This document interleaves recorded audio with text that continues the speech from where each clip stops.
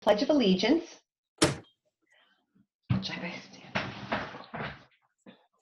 You will have to just look at my midsection. Sorry. So I pledge allegiance to the flag of the United States of America, and to and to the republic which stands which one stands nation, one nation, one nation, under under God, indivisible, with liberty and justice for all. Okay. Well done. Okay, so approval of the meeting minutes from last time. Any comments? Okay. This was the meeting that Seth ran. I'm sure it was very smooth. Okay. Yeah. Okay, good, good, good. Okay, so we'll consider them approved. All in favor? Aye. Aye. Okay, great. Okay, so for tonight's agenda, we've got 5 properties, only a few with trees being removed. And then from there, we'll go into the fall planting to make sure we're squared away for that. And then from there into new business, the tree ordinance. Those are the things I think we want to make sure we cover tonight. Is there anything else folks had on their minds that was urgent that they felt like we needed to cover this evening? Can we include the PHS stuff under the fall planting? Absolutely, Frank. Yep. Okay. Okay, great. Then let's get started. First one up is 20 Murray Lane. Do we have anybody here from Murray Lane? Okay. If not, we'll go forward and we can always come back. Or Dave's Dave, is that you? here. Okay. Good evening, Dave. You're on mute. Dave, unmute yourself. There you go. There we go. Okay. Sorry about that. And hey, Ian, can you pull up the drawing for 20 Murray Lane? Okay.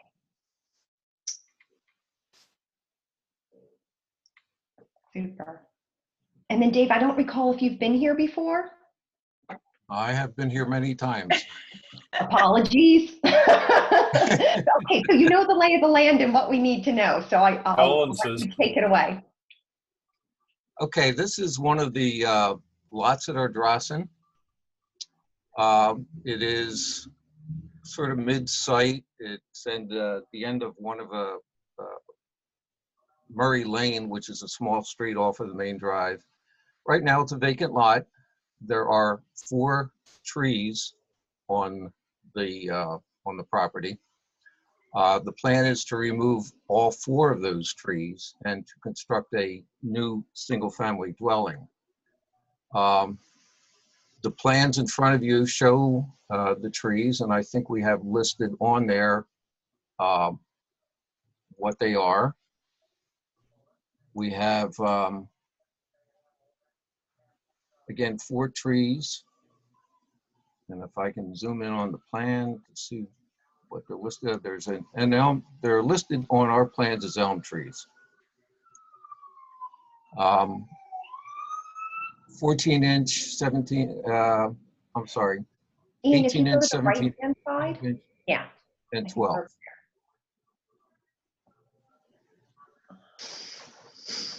So they are being removed, and the other plans show the construction of the new house. The one thing that I received today was a schematic landscape plan that was given to us by the project landscape architect. And again, I just got that this morning, so you do not have a copy of that. And I can share my screen and show you what is being proposed if that is what you would like to see. I think that would be great. That would be great. Mm-hmm. By the way, Dave, one of those 4 trees is very dead.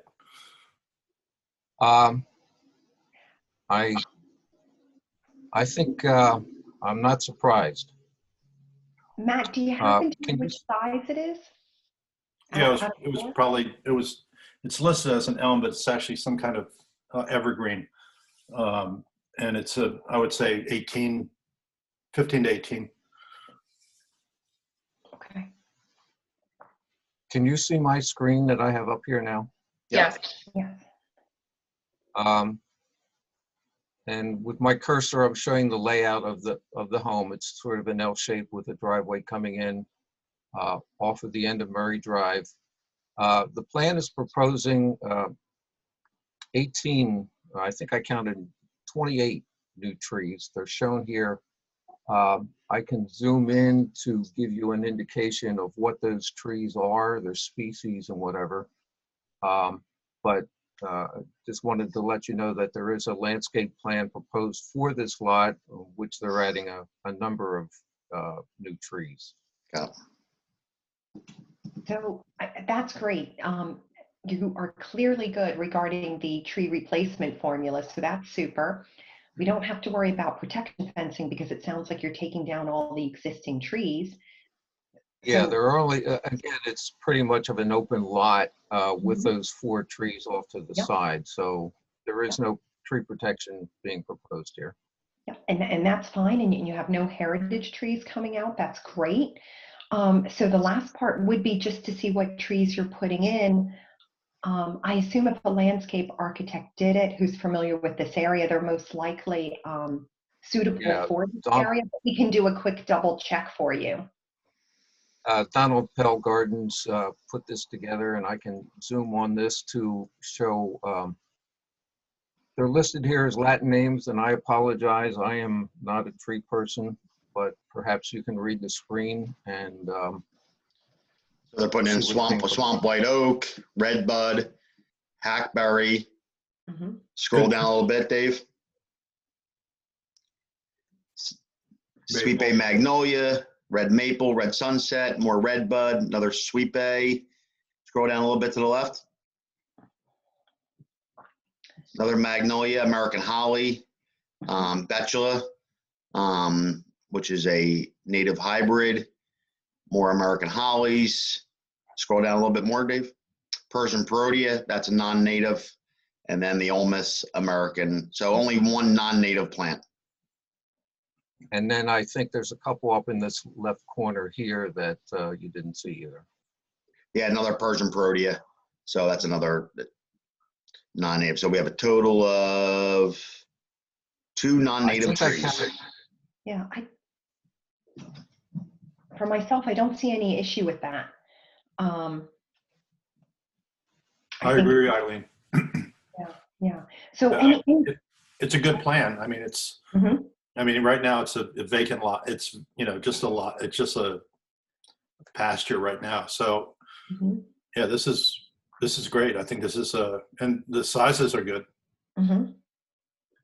Yeah. Any questions from the committee? No, beautiful plan. Donald Pell does a really nice job too, so should look real good. Super. Okay, all in favor of approving? Aye. Aye. Great. Thank you, Dave. And thank you very much. Yeah, you make our job easy. So I try. very good. Very good. Hey, so now we'll go to 402 Dawn Lane, 502. 502. Thank you. Dawn Lane, is anyone here? Yep. Oh, hey, Hey. Patrick. How Okay. you doing today? Good. We see you're removing dirt and no trees, so that sounds okay. So Ian, if you can just pull up Patrick's plan.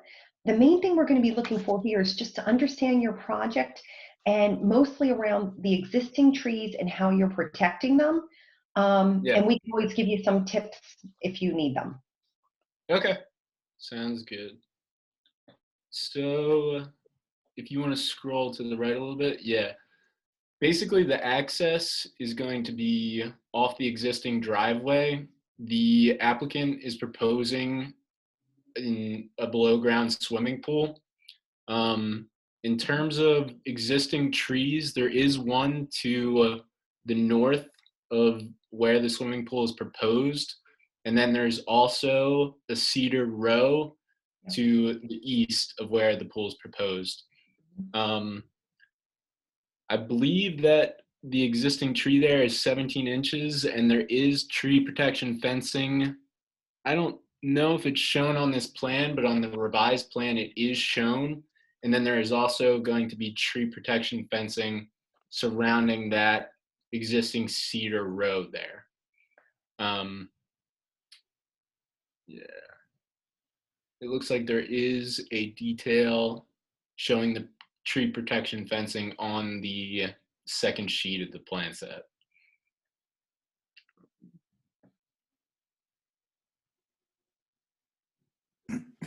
As you can kind of see there, that was done by Rockwell. Okay. Okay, and then if Ian, can you go back up to the first sheet? And then Patrick, are those the only set of trees on the property? Yes, I believe so. And there's not within the limit of disturbance. I believe that the drip line of that existing 17-inch tree is approximately 10 feet from the limit of disturbance. But there will still be that tree protection fencing surrounding the existing tree and that cedar row there. Okay, any questions from anybody? Yeah, Patrick, Matt Golis here. On the right side of the driveway going in, the neighbors have a pretty nice looking weeping cherry that's pretty close to the driveway.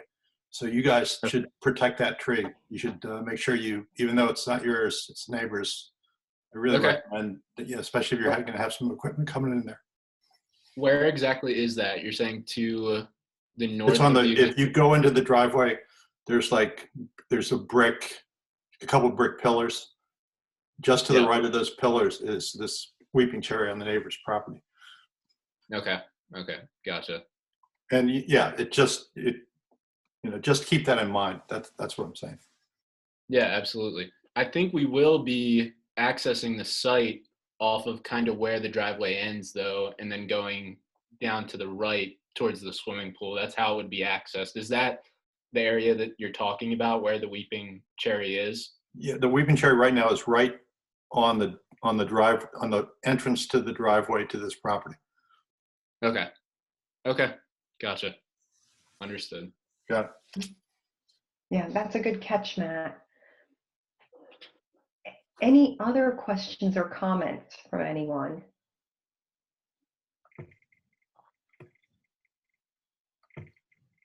Okay, my only comment is you have a nice big property. You may want to plant some trees while you're putting in the pool. I'll put that up to the property owner. Thank you. Okay, so motion to approve? Aye. All in favor? Great. Thanks, Patrick. Thank you. Have a good day. Yep. So do you want that as a recommendation? Oh, no, I was teasing. No, for the tree protection around the neighbor? Yes. As an approval? Yes, it's approved with that comment. Thank you. We would need that tree protection fencing around the weeping cherry. Okay. Yep. Thank you. Okay, so 408 Conestoga, another pool. Yes, that would be me. Okay. Hi, welcome. Hi, this is my first time here. Okay, great. If you can just introduce yourself. Again, similar to Patrick, just tell us a little bit about your project. And since you're not removing any trees, we're really just concerned with existing trees and how you're protecting them. Okay, my name is John Amon with Great Valley Land and Pool. So this is going to be a new pool install, approximate disturbance around 1,400 square feet, with the pool being, an average of 5 feet depth. There's about 138 cubic yards of soil that's going to be excavated. Probably maybe 25% of that after the pool shot, I'll be able to grade off, but I'll make sure that I keep all the drainage, into the existing property. And there's going to be a stormwater infiltration in the back corner. So there is a little bit of challenges with this. Coming in off the driveway, which is a shared driveway, it's going to be tight for me to get a triaxle in. We're going to be using track mats, which are poly mats for protection. There's really no trees that are directly in the path of where we're at, but when you're bringing in a triaxle, these trucks are really big, and making the turns, they swing pretty wide. So, I do have been on the site a few times. I did the perk test myself. I've met with my client several times.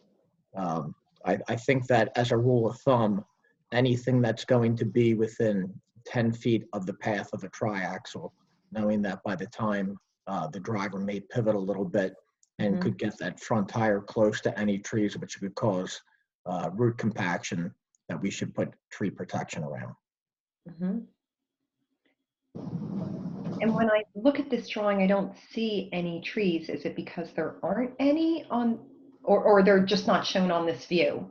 Well, they're not shown on this view. Now, coming in from, if you look at where it says track mat construction entrance, there was a tree in the neighboring yard coming back through before I had met with them. That was removed because it was dead as a doornail to the point to where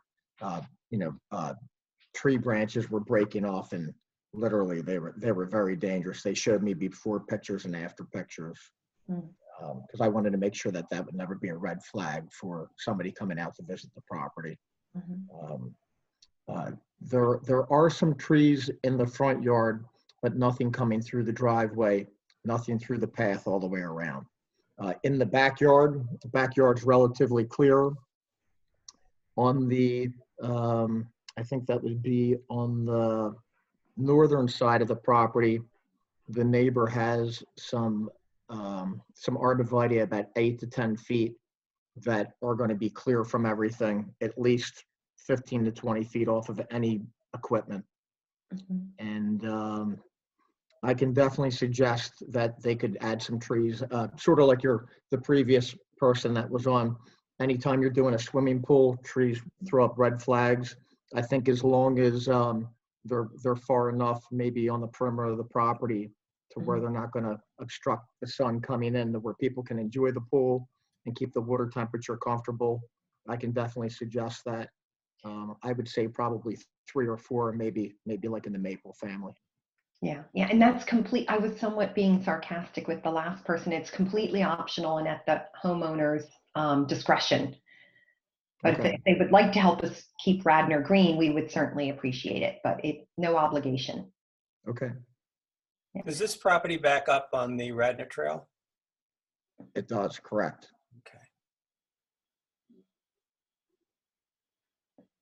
Okay. And any other trees, just knowing it's kind of a narrow lot where your equipment's going in the pool, are there any other trees on the neighboring yards? No, there are not. There was just that one large tree that they showed me a picture of.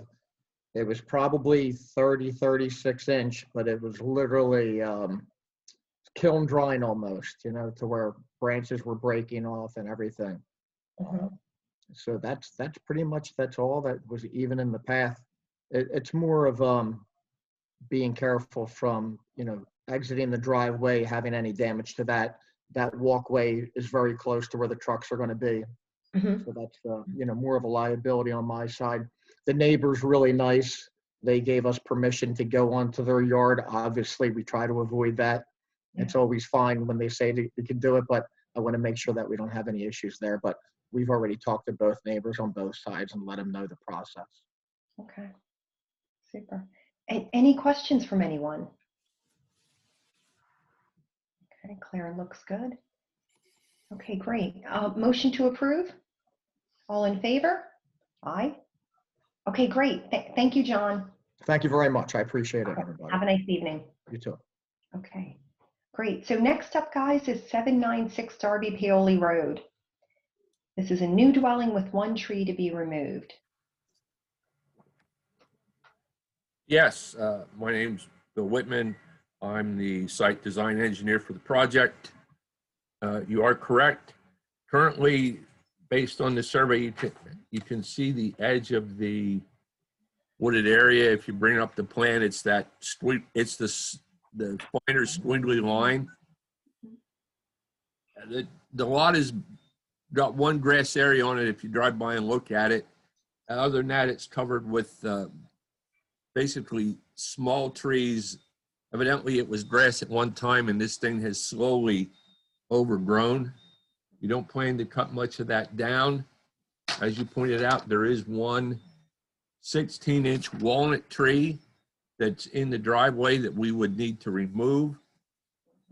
There's also a 28-inch walnut tree back along the property line. We don't want to cut it down, but I need to call for tree protection fencing on there, which I hadn't done.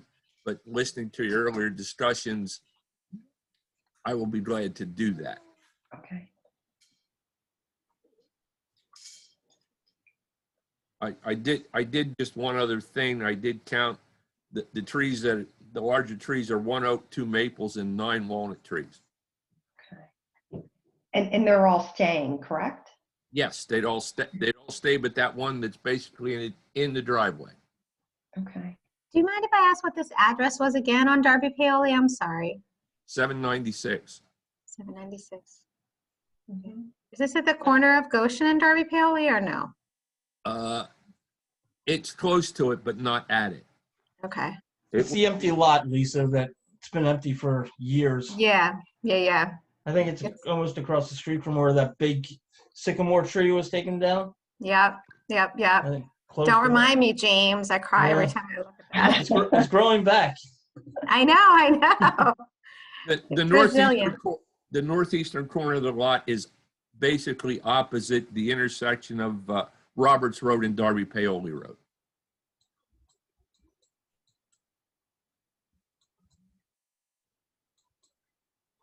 So can you, I'm sorry, I'm having trouble trying to make out where you had said, like where the egress pattern is that you're going to be doing the construction in comparison to where the existing trees are. The plan you have up is the existing conditions plan. If you can go to the next page, Mm-hmm. sheet 2, you can see that it's a ranch house and you can see the driveway going out. Okay, yep.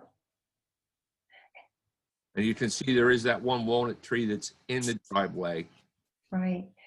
I looked at shifting the driveway to the left, but I'm concerned that we'd end up impacting the drip line and the root system of 2 trees, so I opted to just take out one.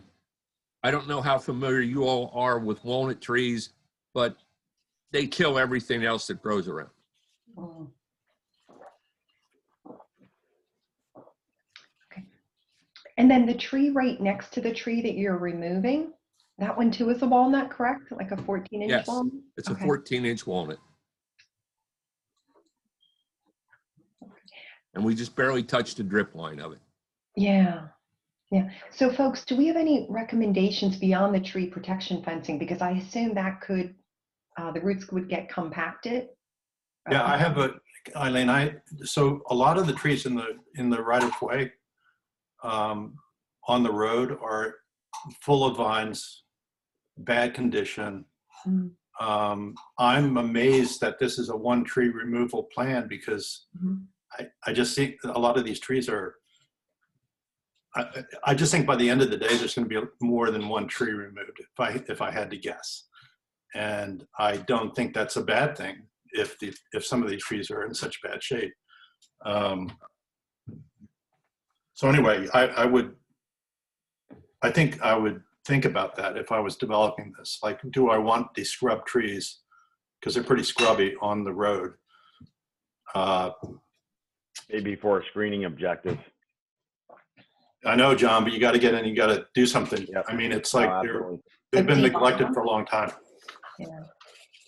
Yeah, I kind of agree with Matt. I drive by there almost every day, and I see it's hard to believe that only 1 tree is going to be gone.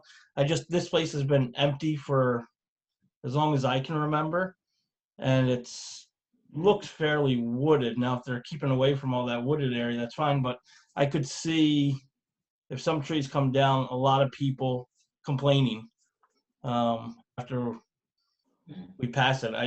Maybe 1 tree is coming down, that's fine, but I think just need to be careful because, and like Matt said, if they're in bad shape, that's fine. Get the hazard report and do it, but I'm just finding it hard to believe that 1's going to come down. So I don't normally chime in like you guys are the experts on all this. The only thing I'm going to say over there is a lot of flooding.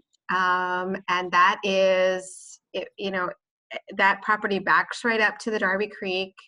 The road itself floods there at the corner of Goshen and Darby Paoli pretty significantly. I'm guessing maybe Steve can even comment on that more than I can, at certain times. So I just wonder, so I just want to put that out there too. So, and that's all I'm going to say.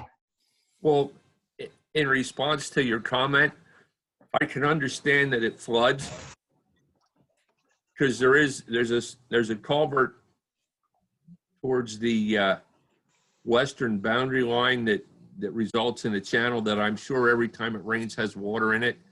And there is a Darby Creek behind it, but to that end, that's one of the reasons why the house sits so far above grade.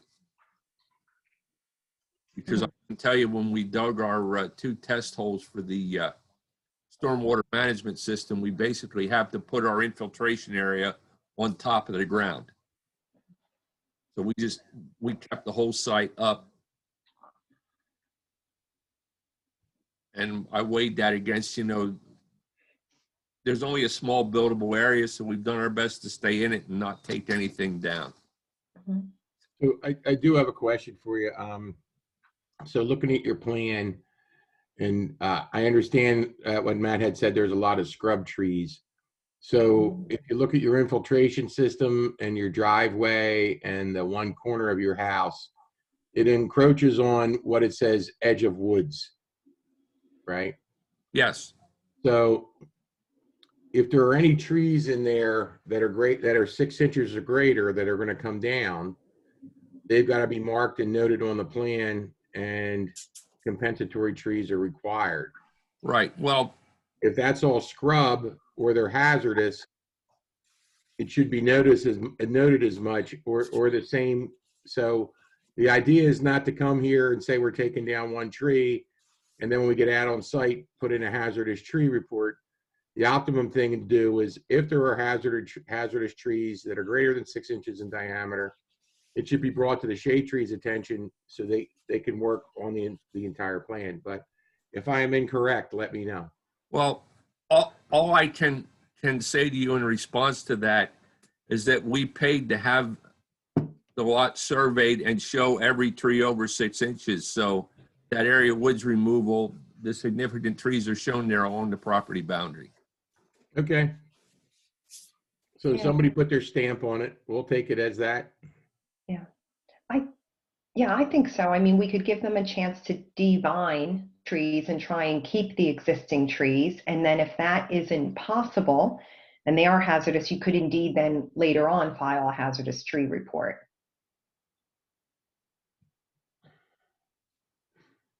But Bill, am I correct? That's the plan that you want to go forward with? You want to try and save these trees, except for the one that's right in the middle of the driveway that has to come out? Yes. Yes, that's correct. Somewhere right opposite Roberts Road, there was probably a 24-inch tree that someone had cut down prior to the Butch's interest in this property and just left sticking out. And we did ask an excavator to come in and push that back out of the way, but we didn't cut that down. That was down the first time I was there back in. Okay. Any questions or comments from folks?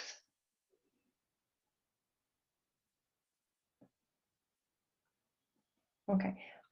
Motion to approve? All in favor? Aye. Okay, great. Thank you, Bill. Thank you. Enjoy your evening. Yeah, you as well. Okay. Last one, folks, is 14 Weirwood Road. This is 11 trees to be removed. Hello. Hello. Yeah, is this your first time here? Yes, it is. Okay, great, welcome. So basically, Ian will pull up your drawing, and then if you two don't mind just introducing yourselves, tell us a little bit about your project, and then what we're really looking to understand is the trees that you're taking out, and then the trees that you're going to replace them with, and then any existing trees that are going to remain, just, tree protection fencing, and how we know that they're going to be okay. And we can give you any tips along the way. Sure. My name is Jake Turkanian. This is my wife, Gina. We're at 14 Weirwood Road. The plan submission that we made and the next page on this plan set showing the trees that were taken out were as a result of the, well, two things. One, it was most of the trees were impacted by the derecho back in June and were taken out. And there was 2 large ash that were taken out that were impacted by the emerald ash borer. So the trees that were noted on the next pages to be removed are removed. These trees they were unfortunately we had to take them down. We had some pretty significant damage at our home. We did not want to take these trees down. Mother Nature did that for us, unfortunately. We lost a car. We had really significant damage to the house. Thank God no one was hurt. But unfortunately, the trees are gone. Okay. Is Tom Foga your tree contractor? Yeah. Yeah, he did contact me when the trees blew over, just to let me know that they were cleaning them up in case anybody would call. Yeah. Thanks, It was really bad. Thank you. Yeah. So Jake and Gina, you're saying basically the 11 trees that came out, the majority are due to a storm that we had, and then you have, did you say like 2 ash trees that are hazardous? Yeah, so the ash trees in the top left, you can see them. There's 2 36-inch ash trees that were really in bad shape. They were major limbs that had fallen. They were bad. So when we had Tom come out to take out the trees that were hit in the storm, in addition to the storm trees, we had him take out the ash trees that were falling down. Okay. Yeah, and that's fine. You can, even though the ash trees are heritage trees, over 30 inches in diameter, you can remove them because of the whole emerald ash borer situation with no obligation to do replacements. And then the other 9 trees, you're saying they came out because of the storm that we had? No. There were some smaller trees, like there was a couple, if you can go to the next page on the plan, if you don't mind. So you can see there was 2 spruce trees in the back, smaller spruce trees that were kind of beyond their years. We electively took them out last year. The dogwood in the front, that was taken down in 2017. And then the holly in the front, that came down along with the storm as well. Okay, I see the holly.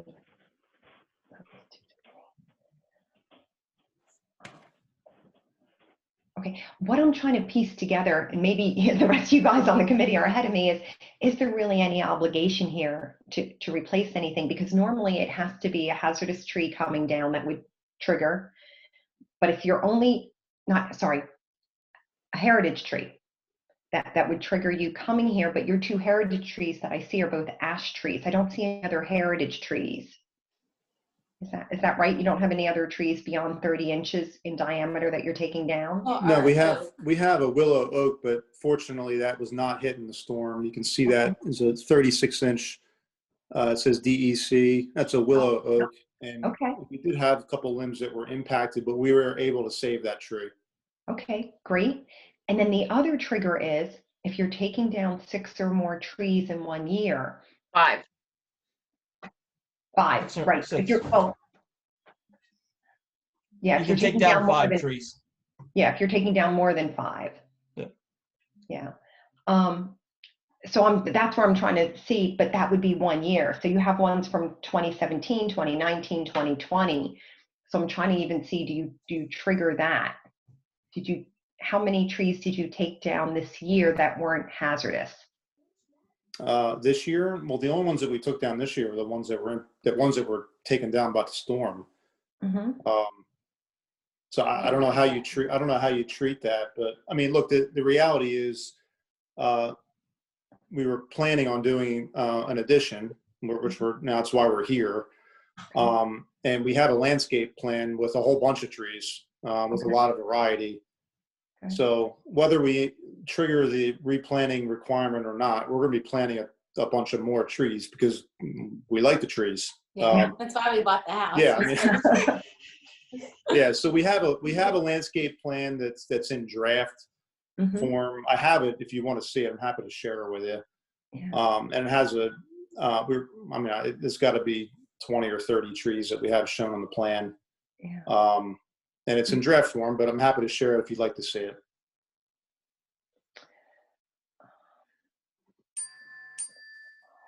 Yeah. So, folks, what I make out of this, and I'm talking to the tree committee now, folks, is based on just the trees being removed, there's no trigger to do like the tree replacement formula because there's no healthy heritage trees coming out, and there's not the required quantity coming out this year, nor even in 2017 or 2019 that would require them to abide by our tree replacement formula. So I think the only thing that's left is the amount of dirt being removed and the fact that they have an expansion going on and just looking at the existing trees and tree protection fencing to protect them.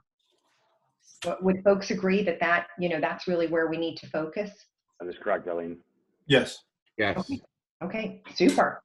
Okay, although we would love to see your landscape plan, we trust it's gorgeous. You're in good shape there. So maybe if you can just tell us about the expansion you're doing and like the equipment that you're pulling in and any existing trees that, the equipment will come next to. And that's really what we're going to be looking for is like just tree protection fencing around those trees. Yeah. Yeah. I mean, the tree that we want to pay close attention to, which we are going to protect, is that oak tree in the back left. And fortunately, it's not in the path, it's not in the area of disturbance, and it's not in the path of our construction. If you go to the next page,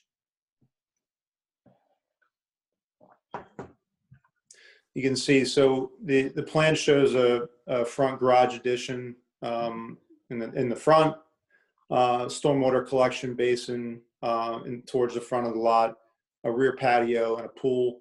So the patio is probably the closest to the oak. So we are going to protect the oak per the guidelines of the township. There really isn't any other trees that are in the area of disturbance.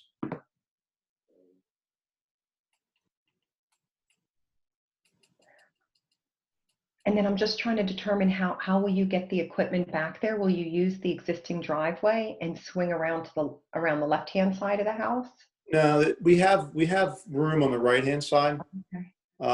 There's about a 15-foot pathway on the right-hand side that we have clearance to get around to the back of the house. Okay, so it would be protecting those like the cherry trees that we see there. Yeah, we'll have some protection on the right-hand side as well. That's right. Okay. Any questions or even recommendations of how to, from the committee, of how to protect those trees, the cherry trees, the sassafras?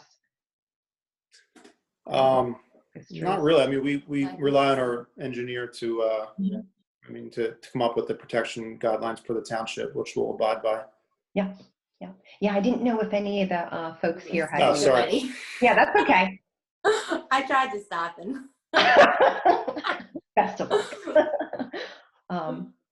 So Matt or James, anything you want to suggest in addition to the township guidelines regarding like matting or how to prevent the roots from being compacted? Because I assume they want to save the cherry trees. As long as they go with what the engineers tell them, and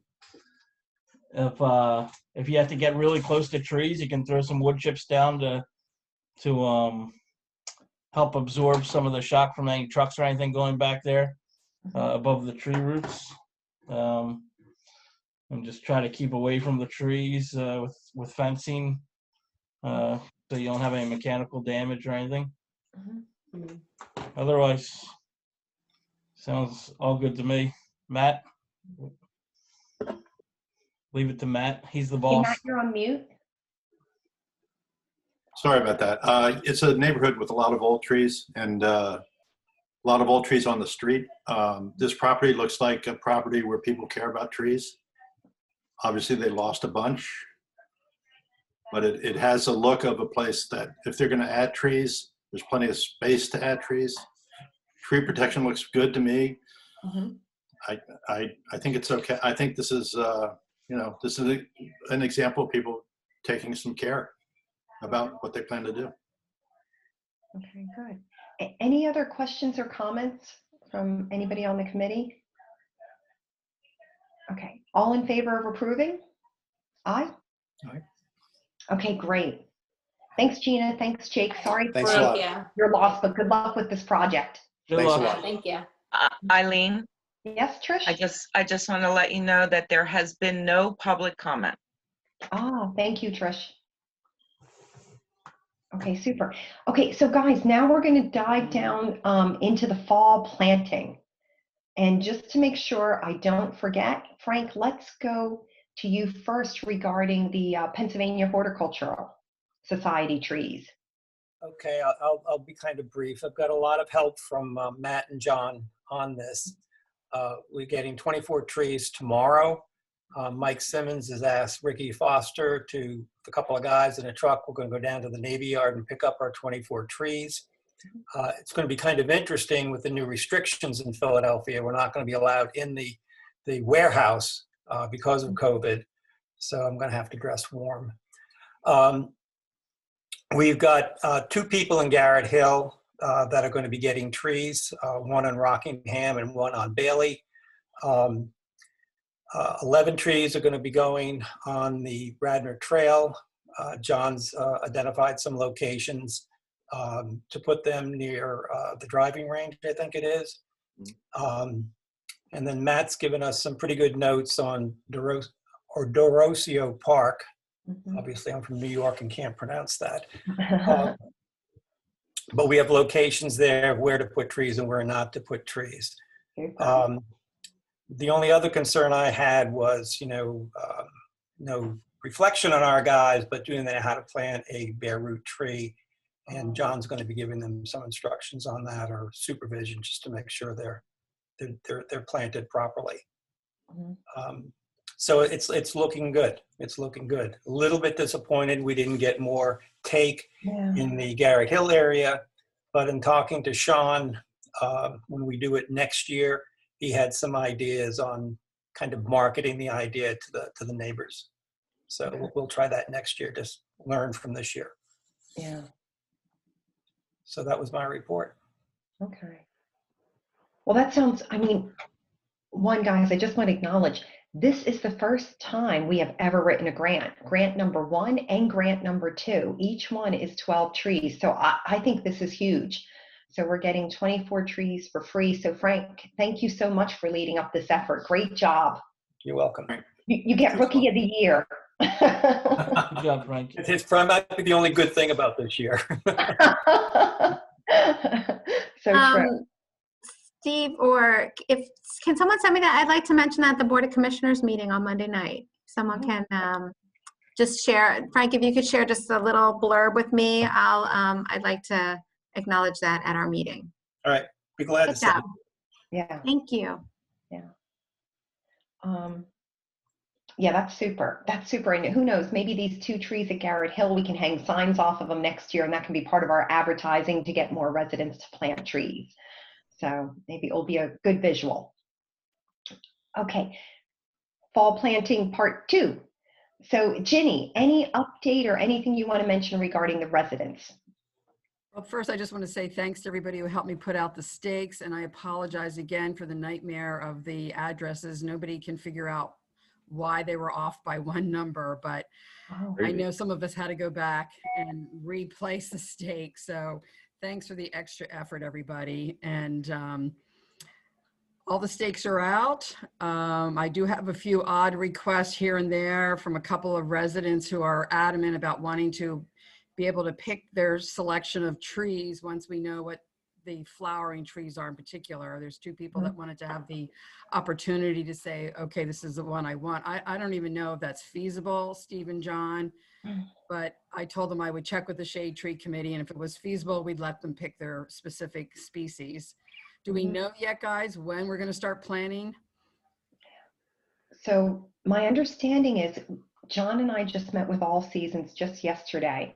So my understanding is we'll be planting right after Thanksgiving, that first week in December. Oh, wow, not until then. Oh, so late. Yeah. Best, So if best I laid could plans. make a suggestion.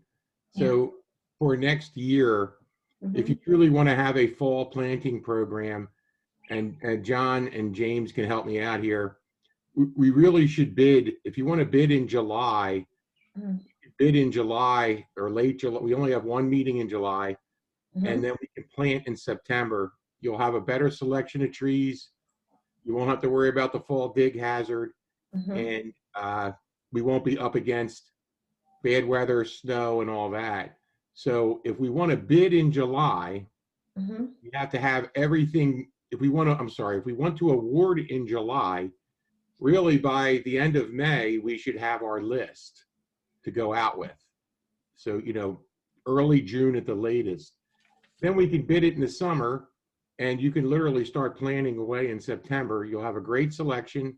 We're not going to be up against the weather. So just food for thought for next year, which means we really got to go out to, we got to go to the public, you know, March, April.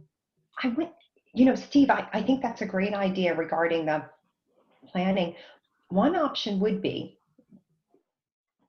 we could go out to the public, like Steve says, in March, or we could do the exact timeline Steve just said, but go out to the public later. And it's just, we would pick out, let's just say hypothetically 70 trees, 35 large, 35 small, and we just leave the registration open until it fills up.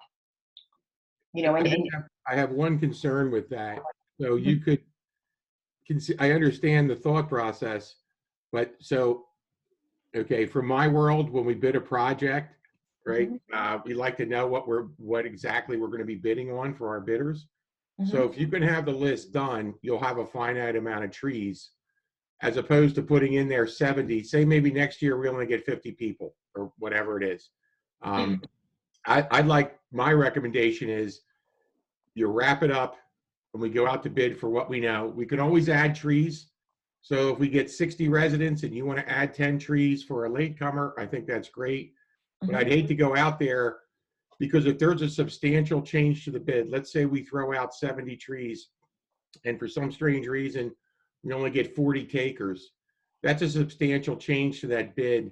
And we might have to possibly go back out to bid, which is then going to put us back in the situation we are now. So, you know, my suggestion is we go out early. You tell the people you get a choice of a flowering tree or a non-flowering tree. Don't get too picky.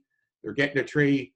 They're getting a couple $100 tree for $35, and we go that way. And then, like I say, better plant selection, better survivability, not up against the winter. And then we just roll it again out next spring. Just my 2 cents. Yeah, I have no problem with that. We could open it up in March, and it's just, let's say we want to start the bidding process in May. If we only have 40 people signed up, we could always assume, we could leave it open, leave the registration open, let's say all the way through August, and we could assume that we will get to 40 or 50, whatever the number is. So do the two in parallel. Yeah. What's so that? Instead of having two plantings, one in the spring and one in the fall, we have one big one. Yep. Yeah, and that's something we did agree to even, I think it was earlier this year, with the idea being that, hey, the Radnor Conservancy is having their big planting in the spring, so as not to confuse the two, we'll take the fall, they take the spring. Well, they did have the fall giveaway, and I did get some comments about that. Can I cancel my registration because I see, you know, the Conservancy is giving away trees for free, and I had to, you know, walk through and explain, well, it's already gone out to bid, we can't change it now. So there were some of those comments, but I explained also that their trees that they're getting are bigger than what they would have gotten on the giveaway. So correct. Yeah. Yeah, and I think also it's just because we had COVID this year that they moved their spring planting to the fall. We'll see what 2021 brings. but I Just think, remember, we'll notify everybody that, they're picking their trees in the spring, but it is a fall program. And we can make that, Jenny can make that very clear. She's a good communicator in our flyer. So there shouldn't be a competition. And the other thing Jenny said is correct. So they're like 1 gallon bucket trees. Conservancy, they're beautiful trees, but they're not B&B trees like the township's doing. True. So Steve, what about this guy's question about being able to pick his particular species? Yeah, so I was gonna, I think we're a little behind the 8 ball, Ginny, on that. I mean, he has his list. If we leave that open to everybody, I agree, John. It's never gonna happen. I think And John, not to interrupt, but that's why I think we need to leave it very vague. It's a flowering tree or it's a non-flowering tree. Right. And then we don't have to worry about what stock is available, right? So we don't disappoint people. We'll say, here's the general trees we think it's going to be. Here's your flowering, here's your non-flowering. We're not guaranteeing one or the other, one specific species, but this is the genre, if you will. And that way we don't, because if you start to let people pick species, A, it becomes a longer process, and B, if that plant stock is not available for whatever reason, there was a blight on some tree, now we've got to scramble. Well, he's not asking ahead of time. He wanted to know, once we pick the species of trees, could he see them? But I agree, it just gets that much more complicated. I mean, all Seasons just sent out just got the final list from the WBA area. So he hasn't even sourced that material yet. Oh boy. So we don't even know if that stuff, I mean, he was doing it today. He did text me later on. So we don't even know if that stuff's going to be available at this point. There might be substitutions. Oh. But I must admit, I wouldn't mind, let's say out of like 2 residents, one wants a dogwood, one wants a redbud, just hypothetically speaking. If we end up with 10 dogwoods, 10 redbuds, I'd be happy to give them what they've asked for, with the idea that, hey, if we can honor the request, we will, but this isn't something standard. So I don't mind if they tell us what it is that they want. But nothing beyond that. We're not going to, there is no seeing of the trees and picking out the exact one you want. That part we can't accommodate. Well, one thing, food for thought. So we are the government. So what you do for a couple, you really need to offer to all. So if you're going to make an exception for 2 people, from where I sit as a staff person, we need to make that exception for all 80 people. And that's just going to be a real heck of a nightmare, right? Because if other people find out, they'll say, well, I didn't get to do that. Why didn't I get to do that? So again, when we're not on the private side, and I think what Eileen's trying to do is accommodate, which is great. We just got to think of the overall picture. And again, just a suggestion is, these are the trees, these are what you're getting. Or if you want, you open it up to everybody. But I wouldn't try to accommodate 1 or 2, because there's going to be a dozen who said, why not me? Yeah, I get so Good many point, Steve. Good emails point. about specifics. Can you, well, you guys have put the stakes out. No, we got so many emails about, can you put it here? Can you put the stake there? I don't like where you put it. Can you come back out and move it? But, oh, gosh, so yeah. But that is, hey guys, hang on. That is fair. I mean, realistically, the way we've done this program before, the resident picks where the stake goes. It has to be along the street, but they can pick whether it's on the left side of their property, the right side of the property. That is their choice. That's not the way we ran it. We ran it that we went out and we put it in where we thought was the best position. Right, but realistically, I mean, maybe that's something we should discuss, because the way we've run it in prior years, we give them the stake and they select where they want it. The left, the right, etc. And then we just verify, hey, there's no issue with wires or, anything. So what me and Mark Dominic did in the past was, we used white flags back in the day. Stakes are better. And what we did is, everybody that signed up for a tree, we put a white flag on their front doorstep. And they had a limited amount of time. And I think we gave them 5 days. They had to place the flag in the ground. When they all came back to Leah, me and Mark drove through and we looked at the areas to see if it would work on behalf of our objective, which was a street tree. And obviously sometimes, somebody put it right on top of a stump or right underneath of a tree. And then they knew in advance that we might make an executive decision to move that. That worked very well back in the day. Yeah. So I think, you know, if we put the stake in a property and that resident picks that stake up and moves it 5 feet here or 10 feet there, just long it's along the street, I don't have a problem with that.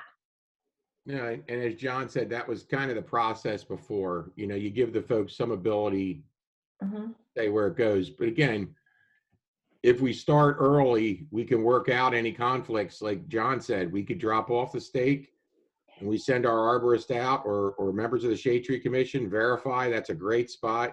Yeah. Or the 5 or 6 we move, you know, but I could see why people would want to say, I'd like my tree here. Yeah. Yeah. Yeah, I placed one stake in a certain area where I thought it'd be good. We just so happened we're doing a project down the street from them, and I saw that they moved it to where a tree fell down and they grinded the stump. So the contractor's going to go in there now, and if the stump's not completely ground out, they're going to run into a stump. They're going to have to move it again. So there's going to be problems whichever way I think you do it. It's never going to be perfect.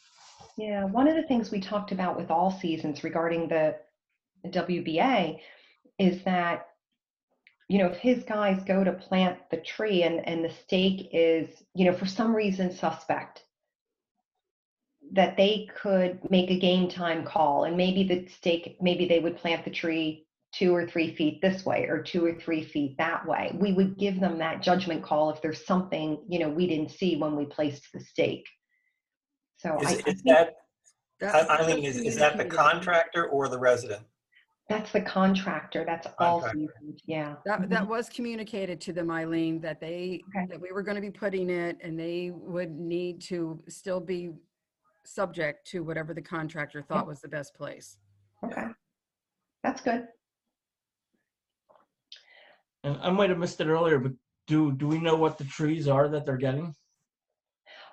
James, 1 second. Let's just close out this topic. Oh, sorry, my bad. No, that's okay. And then we'll go to that, because that's a good question too. So, folks, are we aligned on we want the residents to live with wherever we put the stake and they're not to move it, or are we aligned on it's okay if they move it?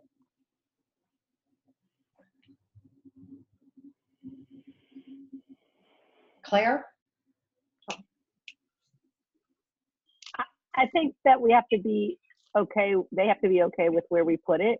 I think that in the off cases, I mean, I had one where a neighbor came out and he said, I gave him the stipulations of what we as a committee needed to see. And he says, so if I put it 3 feet this way, would that be okay? And I said, yes.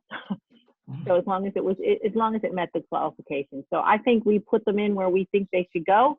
And if you show up to plant them and they're not in a place that works with the criteria, then we put them back. Okay. That's my 2 cents. Okay. Matt? You're on mute.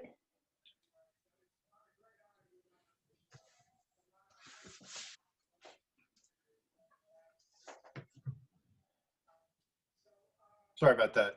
I agree with Claire on this. I just think it doesn't sound like that's going to create any massive hardship for us. Okay. And I just think it's their property. Okay. Frank? You're on mute.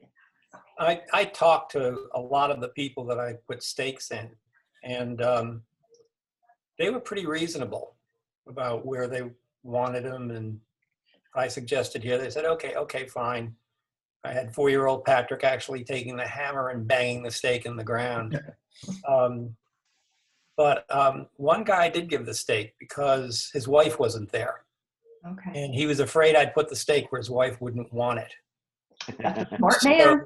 I gave him the criteria about, it's a right-of-way type location, and handed him the stake. So I'd say where we can put the stake in using our judgment, but if they come out and talk to us, we should just do what they want, because it's not do what they want, but try to take into consideration what they're asking us to do.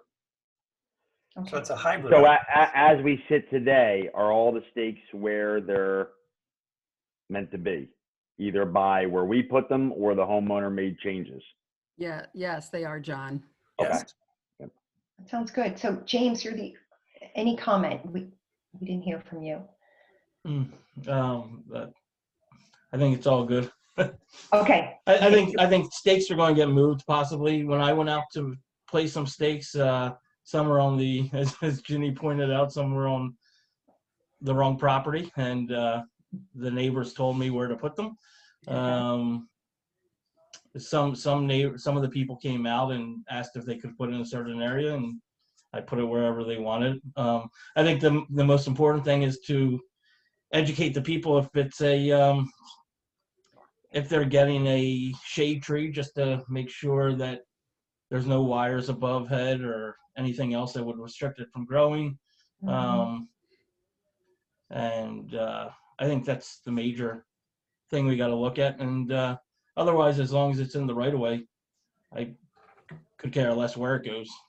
Okay. As long as it will grow. Okay. Ginny, are you okay with what's being proposed then? That we allow? Whatever the group wants to do. I know when we did the flags last year, and yes, we delivered them ahead of time and they put them where they wanted them. Yeah. It was very confusing, at least from my perspective, because sometimes, where do you leave the flag? If you didn't leave it in the mailbox, did you put it in the front door? Sometimes they didn't even find the flags. I got a lot of calls about where's my flag. So, I mean, it's 6 of one, half dozen of the other. I mean, the stakes obviously are a lot bigger and a lot more noticeable where they are. Like, I guess a lot of people don't go in their front door. So, that was a lot of comments too. So they go in a back door, through a garage. So they didn't know to look at their front door. So let's just concentrate on this here though. So I think we landed in a good spot. One, we've got stakes, so they're visible.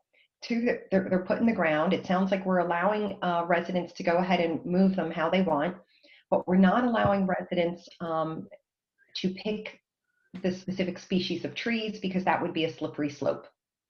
So I think we're all aligned around that kind of as our guiding principles. Okay, super. Now, okay, good. So now on to the next one. James, you wanted to know, I think, what types of trees? I'm just curious because I did look at the specs on the bid, and a lot of them were not available. So I'm curious to know what's happening there, and if it's going to actually get planted. Okay, I'll start with the WBA list first. So give me a second. I'll just share my screen. If I could add in, so what the Shade Tree Commission did this year was a yeoman's job. I have to thank you very much. As John said, that used to be a staff issue. So you guys are walking the walk and talking the talk. You're doing everything, and it's greatly appreciated. And it's nice to see a very engaged Shade Tree Commission. So thank you. Absolutely. I second that. Okay. Thanks, Steve. Thanks, John. I will third that. Yes, I saw you clapping. Thank you. So to start out with the WBA, one thing that we did notice when we met with Steve from All Seasons yesterday, it looked like he had an old list. No harm. We were able to correct it and send him this list today. So this basically shows all the different locations, and it shows the different types of trees. So basically you can see what is being put in. And the way this tree list was developed, just as a reminder, John, myself, and Reed Taylor walked down all the locations. John made suggestions. I then cross-referenced it with a fall tree hazard dig list that Jonathan Alderson gave me. And then I bounced it off of, I refined it per that, and then I bounced it off of Bill Thomas of Chanticleer to say, hey, does this look about right? And in particular, I was concerned with the ones on North Wayne, this parking lot. And he said, yes, the honey locusts are very sturdy, and they should do well in that specific location. So this is basically what we're planting.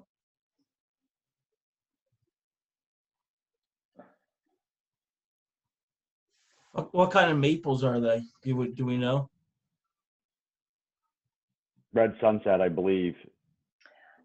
Yeah, I have, thank you, James and John. Because we're matching existing trees there. Yeah. Okay. Because they can be a fall dig hazard, couldn't they? They can be. He believes, we did speak about it yesterday. He thinks he can find some that are already pre-dug above ground, because there's not that many of them. There's only a couple of maples. Okay. Yeah, so these are the specific species, and it's just these numbers. I didn't update them yet, but these are like, so for maples, they can pick any one of these 4. Honey locust, they can only pick skyline. So, okay. And then just for reference, I can send this out. This was the fall dig hazard list that I used as a cross-reference. Okay. Ginny, do you want to speak about the resident trees? I have no idea what they sourced, so I'm in the dark on that as well. I think you were planning to go with, no, we gave the list. We came up, because I think you were going to leverage the list from last year, and then we refined it based on the fall dig hazard list. So we did provide a list. Right. So just so everybody knows, understanding that the WBA planting is a little ticklish.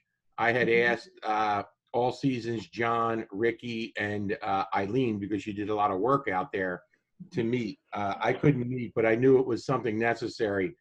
I didn't do that, Ginny, on the residential trees, because I think that's just a lot more straightforward. So with the work Eileen's doing, whatever they source, we're good. But I needed those guys to walk around Wayne specifically and make sure All Seasons knew exactly what he was doing. So it's just kind of 2 different processes. Yeah, but Ginny, if you look at your email, you should have one. It was from a while ago.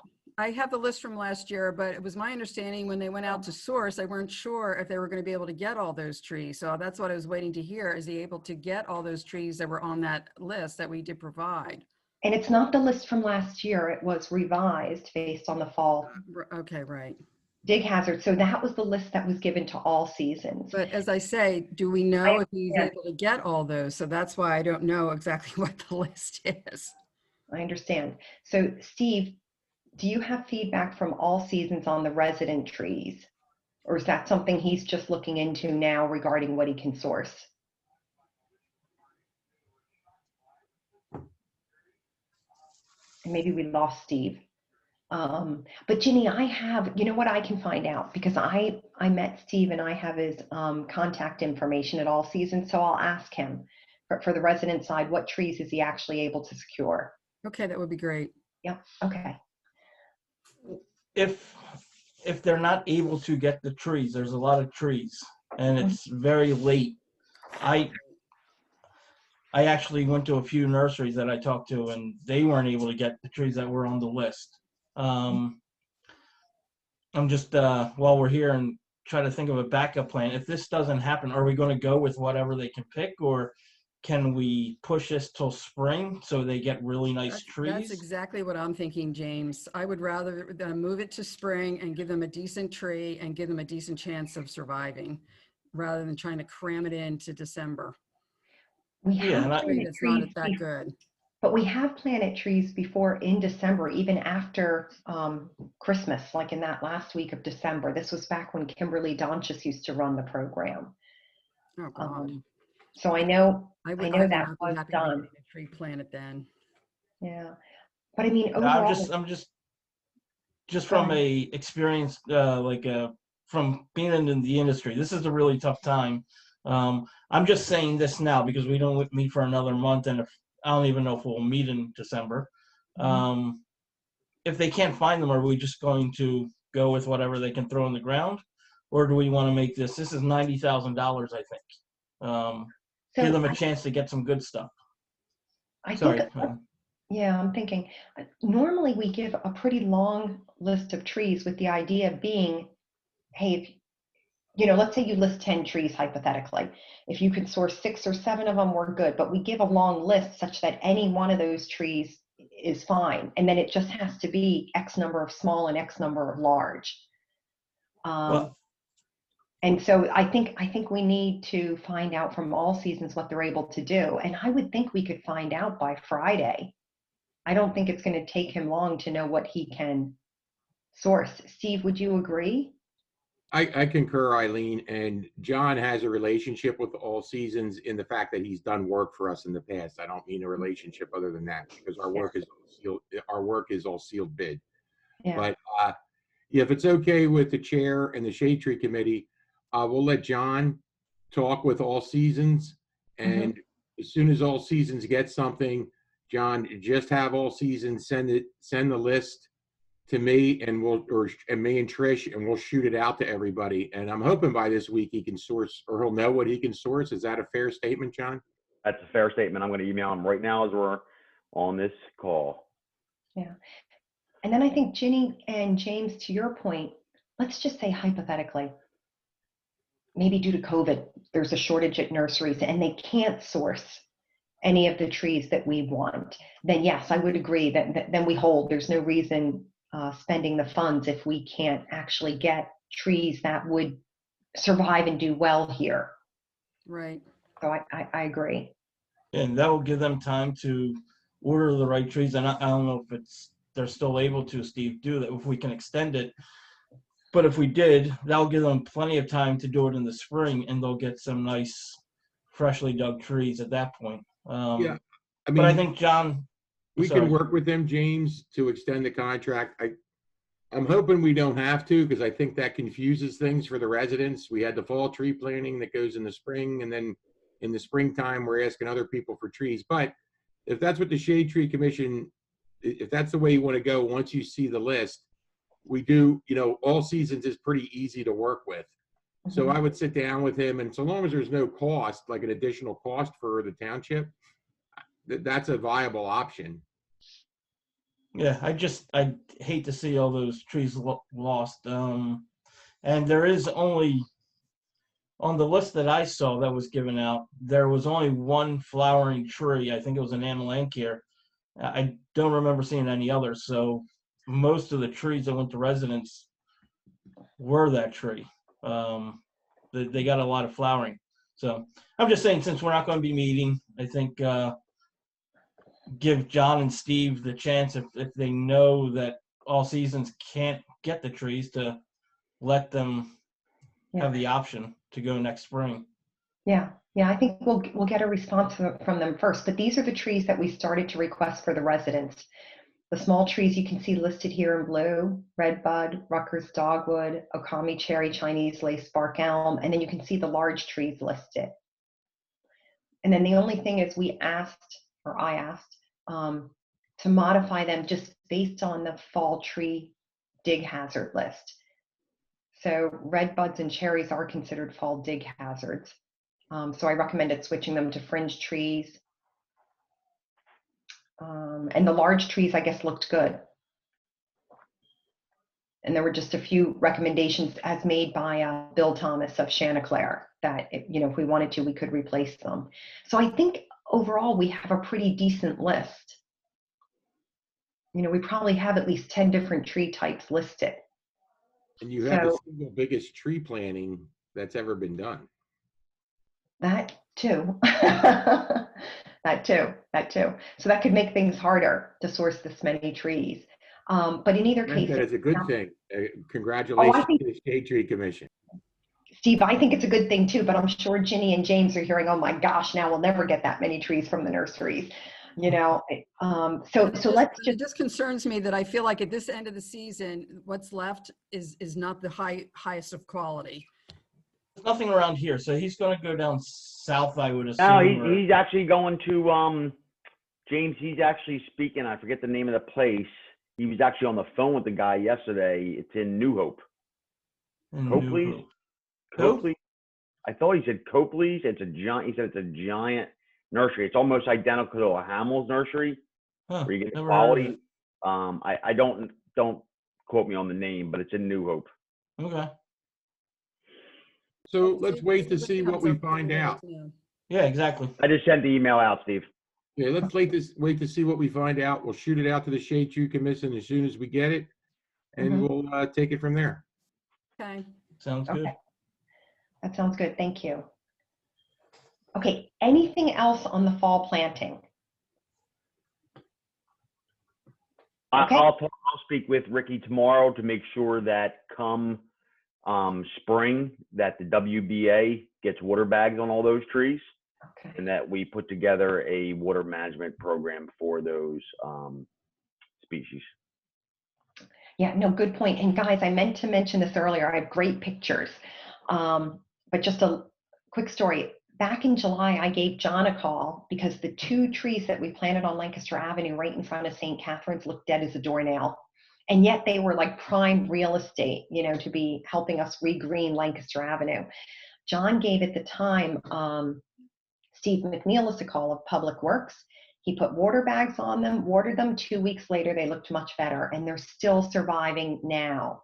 So it just goes to show if we can just encourage our neighbors who are getting trees, or, you know, point out to the township some trees that need some help, that a little bit of water can make a big difference.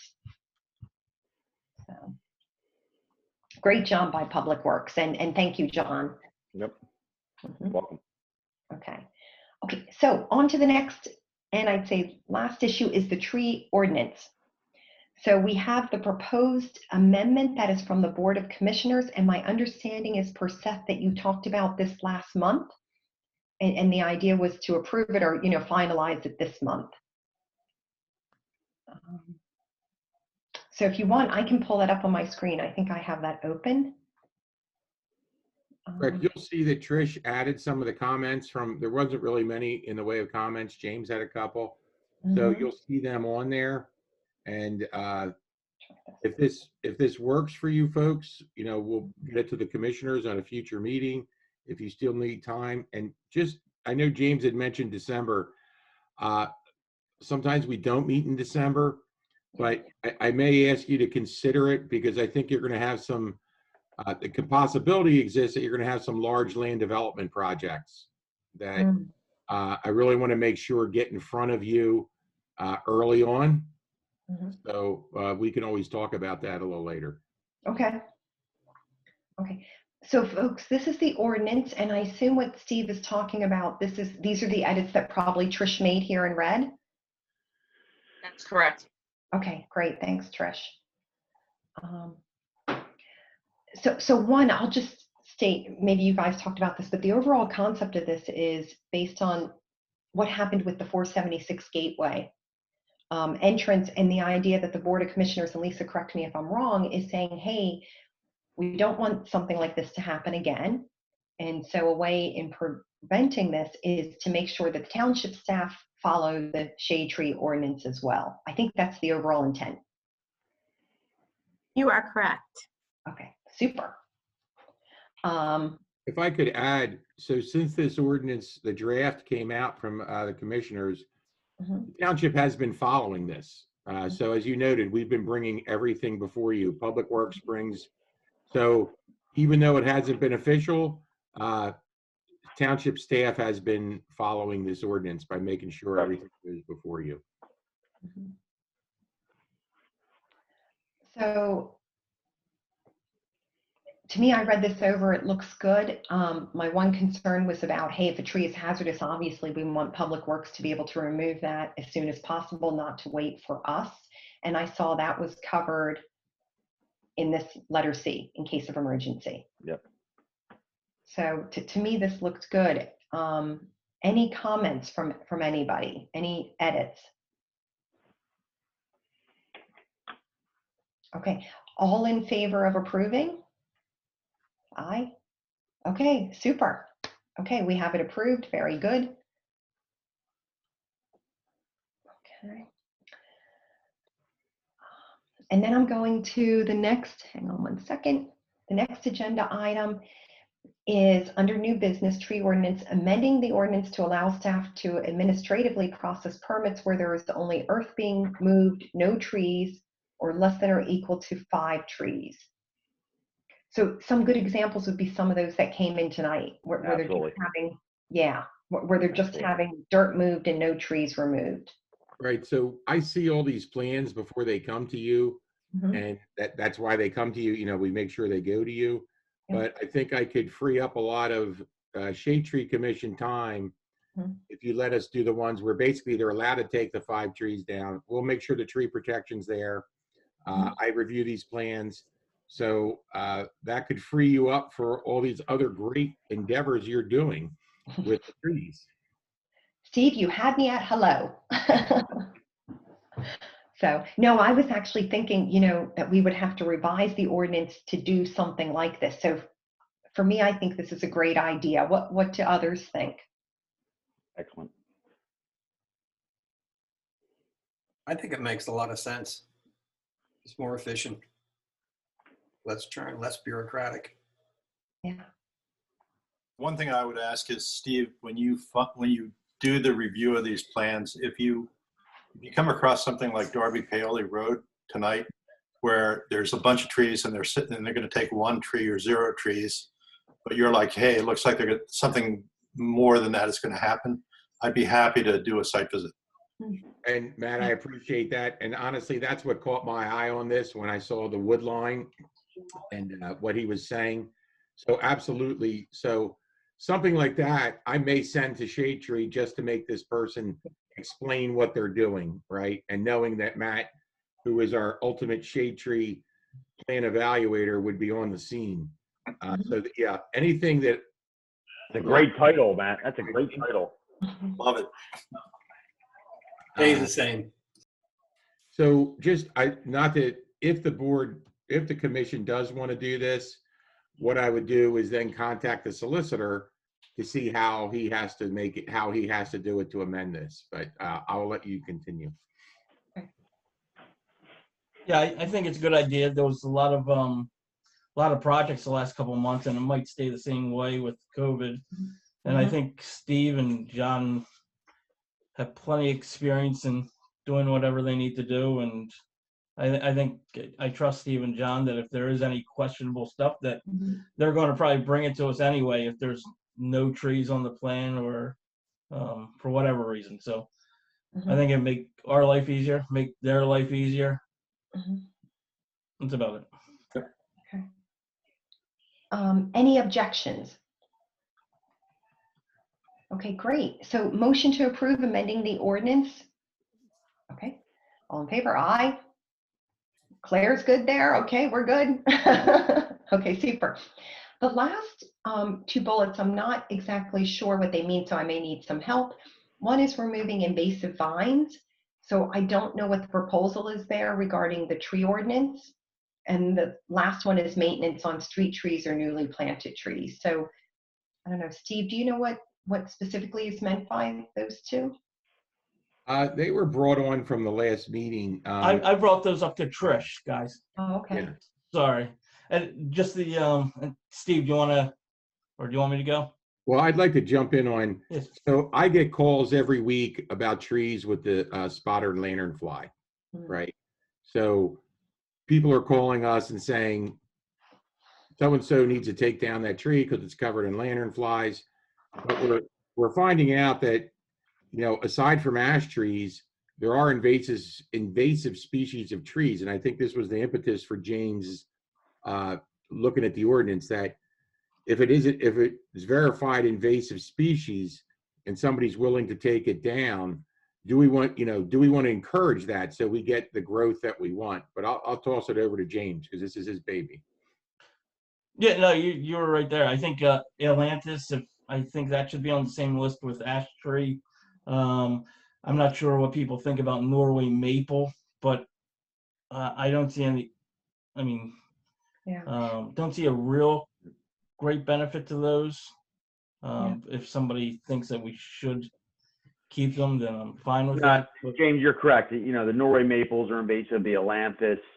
My only concern is the abuse that comes along with this. And we have had some that applications come in saying, hey, we're removing 3 tall poplars, but there's also 5 ash trees. And then I go out and there's only 2 ash trees. So the abuse is my concern. So we just got to be careful. Yeah, I understand. I mean, I do think the Atlantis tree is something to consider. And if again, whatever way the commission goes, if you want to do that, we would just have the solicitor amend the ordinance the way it was done for the ash tree or whatever other trees you want. But just for clarity, we do get a lot of calls on the Atlantis tree. Unfortunately, they're not on those people's property, so there's not a lot we can do, but that we do get the calls. Now I recall, James, you bringing this up. Is this something where, we have that recommended tree list posted, rather than always amending the ordinance? Can we take that amendment and have on there, create an amendment, maybe that's the case, hazardous tree list, and then that way we just amend it, over time as different trees are labeled as hazardous or invasive. Maybe that's the right word. Yeah. So a previous commissioner brought forth the ash tree issue, and there was actually an amendment done by John Rice for that.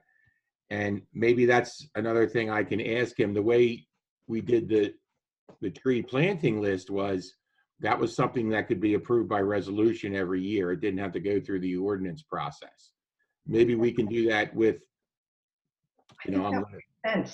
with invasive species. The following are invasive species and can be removed and to be updated by resolution every year. So it's a matter of going to the board once, not going through the other process. That makes good sense to me. And then I think we just have to keep in mind what John said, that we don't put so many trees on there that it could be, abused. That just truly those that are invasive and pose some type of risk. We have an appendix on the recommended trees for Radnor Township. It's on the side. I'm looking at it right now. And it lists the following are invasive exotic species and should not be planted anywhere in Radnor Township. And it's probably a dozen trees. Okay. Followed by 6 trees following trees have pest or other issues that are not recommended for planting. So we're sort of halfway there. Right. And then I guess it's just, if we wanted to use that same list, are we saying people can take those down and don't have to do replacements? Right. And the other thing I'll say about Norway maples is there's a lot of Norway maples in Radnor. Yeah. So I don't think we want to go onto it. I don't think we want a campaign to rid Radnor of Norway maples because there's thousands of them. Yeah. Yeah, I would agree. I think that could really hurt our tree canopy. I understand that tree is kind of a gray area. So I would prefer not to put that on the invasive tree list. It's on the list now. Well, I guess not to plant new ones, but Correct. I wouldn't want to give the permission that everybody can just take down Norway maples. Correct. Like an ash tree. Right. I want to put it in the same category. Yeah, I understand that point, but I had one that actually kept on breaking apart, and it was a hazard that we had to take down. Yeah. But that is giving me, it was a heritage tree that size, but it's giving me a chance now where I'm going to be able to plant 5 or 6 native trees in its place within the next couple of years. Yeah. So there is 2 sides to it, but I understand, Matt, maybe it is too soon for taking down that many trees. I don't think people are going to take them down all the time. I'm just considering with the compensatory, and when they come to us, if there's a Norway maple, somebody's going to come to us and say, this isn't part of. And one thing that we can do is we can just reduce the compensatory replacements. So if you have a Norway maple, even though it's invasive, just say it's a heritage tree, they have to only replace with 2, so that we're still gaining canopy, and we're just, it's something we can throw around there. I love that idea. I think that's great. Yeah.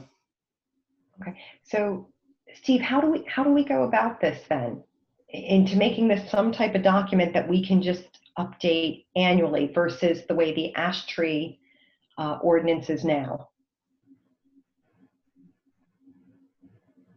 I think we lost him. Okay. Well, maybe, hey, Trish, can we give that to Steve as an action item? He can let us know how do we do this.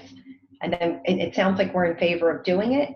And James, do you want to draft a list of the actual trees and we could approve them next month? And maybe you want to start with Matt's list that he has on the recommended tree list of those that are invasive? Sure, I'll go through the list and I'll email you guys and go from there. Okay. I'm just going to say that knowing how the Board of Commissioners works, it's definitely easier to pass a resolution than it is to amend an ordinance or anything like that. So Great. Less Let's do that. process as well. Yep. Makes sense. Okay, good. And then Steve, we just gave you the action item that you will let us know, how do we do this? How do we create a resolution that we can just update annually? Because we're in favor of that. So what it'll be is like he did with the planting list, by ordinance, we'll create this, maybe we'll amend the ash tree or the one for the ash tree, whatever we did.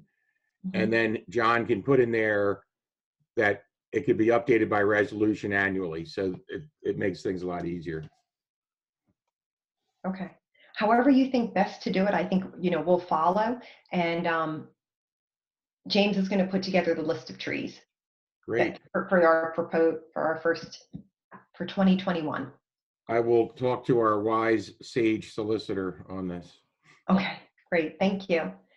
And then the last one is maintenance on street trees and newly planted trees. So James, that was, I think, your item too. Yeah, it was just a quick thing. It's getting late, but I think it was I think Steven said something about it was the Public Works that came up with the street tree removal list. And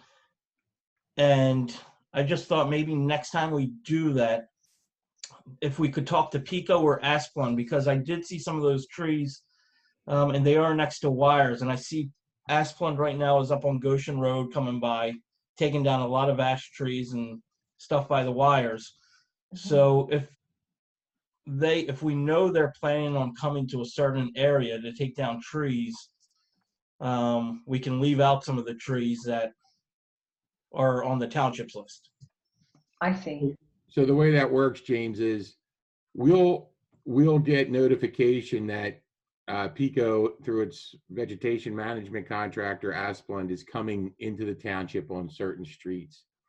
And as some arborist guy I know, he kind of indoctrinated me on how they trim trees according to the PUC. It's that guy up in the corner in there. And so what occurs is, if they are going to remove a tree, they don't come to the township. They have to go to the property owner. They have to get their permission. So we don't get that list of removals per se. I can check. I have a very good contact. She has been fantastic with helping us. I can see if they could give us that list of removals. But our removals are really based on a resident calls about a tree. Ricky calls John Hosback. John Hosback goes out and looks at the tree and says this tree is in decline or whatever disease it has and needs to come down within the next X months. That's really how the list is created. Or there's something that's very easy to tell is dead, but usually it goes through its resident, Public Works, arborist, and that's how the list is created. No, I understand that. I just saw a couple of the trees were actually the Asplund pruned trees that were dying. And if they are planning, I'm just saying, if they are planning to come and cut them down, we can find that out. Then we could put a different tree on the list to keep, instead of paying for trees that they might take down in another 8 months or something like that. That's all. Right. Just an idea. So we're not duplicating efforts. Right. I don't know that I can get that list that far in advance. So we get it, like I'll get it a few weeks before they start. That's usually. Okay. Okay. So something we can keep in mind if we can figure out some efficiency there. Okay. Very good. Okay. Last item, guys, and we can decide if we want to tackle this tonight or not. I'm not sure what's involved. It says practical energy solution to be added to the new business for November. Does anyone have any details on what the practical energy solution is? No idea. Matt, are those the people we talked to? That's correct. Wow. Voice change. Sorry. Snowball. Matt had asked that I put it on this month because you were not here last month, and he wanted to discuss it while you were here. I'm going to push. Hey, Frank, we should push this to December because I'm not. Frank and I met with the folks who are helping out the Radnor 2040, 2050. Yeah, energy efficient in 50 years and no carbon stuff. Yeah, it's a great effort, and they have a consultant that working with, and they wanted information from shade trees. So Frank and I did a conference call with them. I'm not right now prepared. I'm not prepared to. I absolutely haven't. Like, we haven't had time to actually give you guys a smart little 5-minute thing. So let Frank and I huddle. Yeah, Yeah. that's We'll throw this back on the agenda in December. I can do a write-up. We can do a write-up and get it out to you before the December meeting, so we can have. Yeah, that's great. Yeah, It's the Ready for 100 group. Is that? Yes. Yeah. Sorry for being brain dead, but yeah, Okay. but it's a great effort. It's a great, I think it'll be a good partnership for us. Okay, super. Okay, so guys, then after that, we covered the goals with regards to the fall planting. That was the main one we wanted to cover. Hazardous trees. You can see what's listed on the agenda, what's been taken down, 3 different addresses, and the heritage trees that have been taken down. John Hosbach, I assume you looked at these, no concerns? That is correct, yes. Okay, good. Nothing removed by Public Works. I'll just do a check, any public participation? No, nothing. Okay, great. Anything else before we close the meeting? If you guys like podcasts, I did listen to my first one. It was called the Plant a Trillion Trees podcast. You guys might enjoy it. The Plant a Trillion Trees? The Plant a Trillion Trees podcast. And John, you know Andy Schenk from Sam Brown's, he was interviewed on it the last episode. So it's really cool. He comes up with a lot of trees, and you might start Googling stuff to look at. I think we should make Norsini listen to that tonight and then ask him questions in the morning. I agree. Send a link. Send a link out. It right My to me. days of Thanks, quizzes John. are long gone. I get quizzed daily, but not formally. I'll send the link out. Okay, super. If I can figure out how to do that, yes. I'm Okay, not great. computer literate. Thank you. Okay, good. Hey, so folks, on that note, I think we'll adjourn. Good night. Figure out the Thanks, guys. December meeting Yeah, when thank December you. comes. Good night. Happy Thanksgiving, Yeah. everyone. Happy Thanksgiving, everybody.